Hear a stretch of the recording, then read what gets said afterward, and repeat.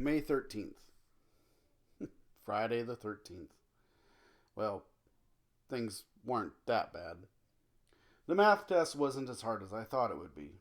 Mom said if I wanted, I could take skating lessons in July. August, I'll be spending with Dad anyway. Then, if I want to continue, we'll talk about it again. Megan had lunch with her church friends. I don't like any of them. And Sammy had lunch with this week's boyfriend. So I ended up eating with some of the swim team, which was a lot more fun than listening to Megan and Sammy yell about God.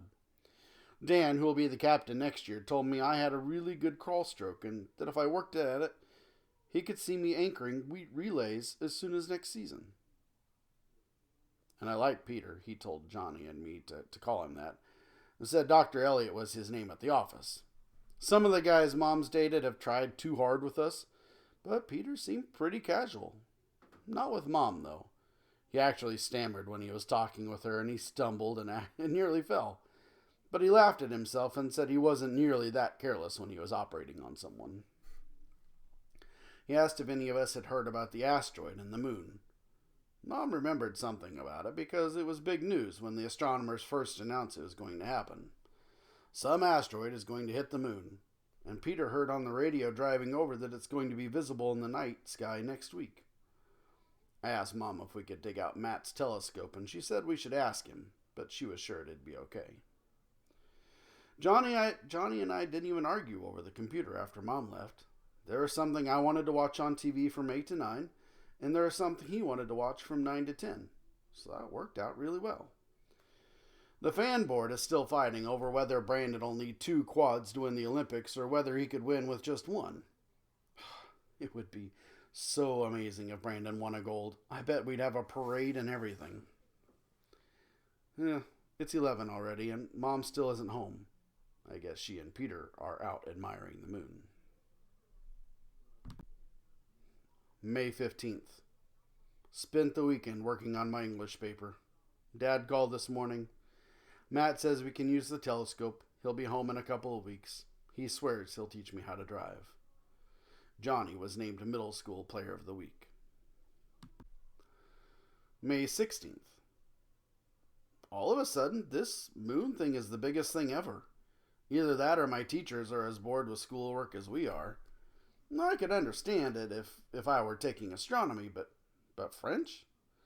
Madame O'Brien made us talk about La Luna, the entire class. She's making us write a composition about it due Friday because Wednesday night we're all going to be outside watching the asteroid hit the moon. Sammy says every time they make a big fuss like that, for an eclipse or a meteor shower, it rains. It isn't just Madame O'Brien who's hot for this asteroid. In English today, we talked about the origin of the word lunar. Eddie made a joke about mooning, and Mr. Clifford was so excited about word origins he didn't even get mad. He talked about slang instead and metaphors that have to do with astronomy, and he gave us a new assignment too. We can write on any topic that has to do with the moon. Due Friday, of course. I guess Miss Hamish thinks this moon thing is historical because in history that's what we talked about. How people throughout history have looked at the moon and comets and eclipses. Actually, that was kind of interesting. I never really thought about how when I look at the moon, it's the same moon Shakespeare and Marie Antoinette and George Washington and Cleopatra looked at. Not to mention all those zillions of people I've never heard of. All those Homo sapiens and Neanderthals looked at the very same moon as me. It waxed and waned in their sky too. And of course, Miss Hamish wasn't satisfied with inspiring us like that. She gave us an assignment too. We can write either an essay about astronomy in the past and how it affected someone in history, like if they saw a comet and it scared them or prophesied something, or an article about what's going to happen Wednesday night. Either way, it's due on Friday. I don't understand teachers. You think they'd talk to each other and at least one of them would realize how unfair it is to give us all assignments due on Friday. I wouldn't mind if I could figure out how to double up on them, write my history essay and translate it into French, which I could maybe do if my French was good enough, which it isn't. But I don't see how to do two for the price of one, so I think I'll have to write 3 separate papers, and one in French, and hand them all in on Friday. I'll be really sick of the moon by then. And this moon thing is supposed to happen around 9:30 Wednesday night. Now, Mom was interested enough that we watched the news tonight. They said asteroids hit the moon pretty often, which is how the moon gets its craters. But this one is going to be the biggest asteroid ever to hit it. And on a clear night, you should be able to see the impact when it happens. Maybe even with the naked eye, but certainly with binoculars. They made it sound pretty dramatic, but I still don't think it's worth 3 homework assignments. Mom watched the local news too, which she almost never does because she says it's too depressing and they're predicting a really nice night. Clear skies and temperatures in the low 60s.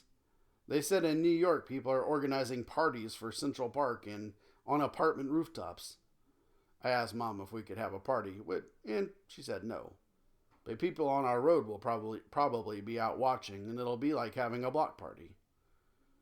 I don't know how interesting it's really going to be, but compared to everything else in my life, at least it's something different. May 17th. I got an 82 on my math test. There were at least 4 questions I should have gotten right, but made careless mistakes on. I know for a fact that Sammy's mother hasn't looked at a test result of hers in years, and Megan's mom has always worried about who Megan hangs out with, but I don't think she cares all that much about her grades. I had to get stuck with the mother who works at home and has plenty of time to check things out and hover and demand to see tests. We didn't have a big fight over it. I did pass after all. But Mom gave me one of her famous, "You shouldn't be so careless" lectures, which I get at least once a week, and sometimes more than that if the mood strikes her. Mom said since I'm prone to carelessness, etc., it might be a good idea if I got a head start on all my moon papers, especially since they didn't have to be about whatever is going to happen tomorrow. She suggested writing about the 1969 moon landing, so I Googled it. I found out lots of people didn't really care that there were men walking on the moon. They all watched Star Trek, the original old lousy special effects beam me up Scotty Star Trek. And they were used to seeing Captain Kirk and Mr. Spock hopping around the universe, so real people walking on the real moon wasn't as exciting. I think that's funny. Men were walking on the moon for the first time in history, and people preferred to watch Dr. McCoy say, "He's dead, Jim," for the 1000th time. I wasn't exactly sure how to turn that into a paper, so Mom and I talked about how fiction can have more power than reality, and how, in 1969, there was a lot of cynicism because of Vietnam and the 60s and all that, and there were people who didn't think men were really on the moon and thought it was a hoax. I think I'll do my French paper on what happens tomorrow night because my French isn't good enough for stuff like hoaxes and cynicism. For English, I'm focusing on how fiction can be more exciting than reality. And for history, I'll focus on how people in the 60s were cynical about what the government told them. I told Mom that Sammy said it was sure to rain tomorrow night because it always rains when something important is supposed to happen in the sky. And she laughed and said she had never known a more pessimistic 15-year-old. I'll be at Dad's when Sammy turns 16. I have a feeling if she has a party, it'll be all boys. So it probably won't matter. Around 10, something kind of odd happened. I was working on my paper and Mom was arguing with Johnny about going to bed when the phone rang. We never get calls that late, so we all jumped. I got to the phone first, and it was Matt. "Are you okay?" I asked him. Matt never calls that late, and he pretty much never calls on a weekday night. "I'm fine," he said. "I just wanted to hear your voices." I told Mom it was Matt. Johnny took the kitchen phone, and she used the one in her bedroom. We told him what was going on. I complained about my 3 moon papers, and he told us about what he had left to do at school. Then he and Mom talked about the arrangements for him to get home. This was all perfectly normal stuff. But it didn't feel right. Johnny hung up first, and then Mom and I managed to get Matt to stay on a minute longer. "Are you sure everything's okay?" I asked him. He paused for a moment. "I have a funny feeling," he said. "I guess it's this moon business." Matt's always been the one to explain things to me. Mom had her writing, and Johnny and Dad was at work for as long as he was here, so Matt was the one I turned to. I don't think he's psychic, and maybe it's just because he's 3 years older than me, but whenever I've had a question, he seemed to know the answer. "You don't think anything is going to go wrong?" I asked him. "It's not like the meteor is going to hit us, it's just the moon." "I know," he said, "but things might get a little crazy tomorrow night. Phone lines might get tied up, people calling each other. Sometimes people panic even though there's no reason." "You really think people are going to panic?" I asked. "Around here, it just seems like an excuse for teachers to give us even more work." Matt laughed. "Teachers never need an excuse for that," he said. "Anyway, I figured I'd find you all home tonight, and it'd be a good chance for me to say hello." "I miss you," I said. "I'm glad you're coming home." "Me too," he said. He paused for a moment. "Are you still keeping that journal of yours?" "Yeah," I said. "Good," he said. "Be sure to write about tomorrow. You'll probably enjoy reading all the details 20 years from now." "You just want me to keep a journal of all your clever sayings," I replied, "for your mini biographers."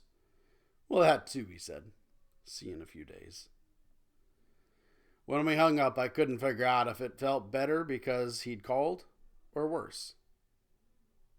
If Matt's worried, then I'm worried. But maybe all Matt is worried about is getting through his papers and exams.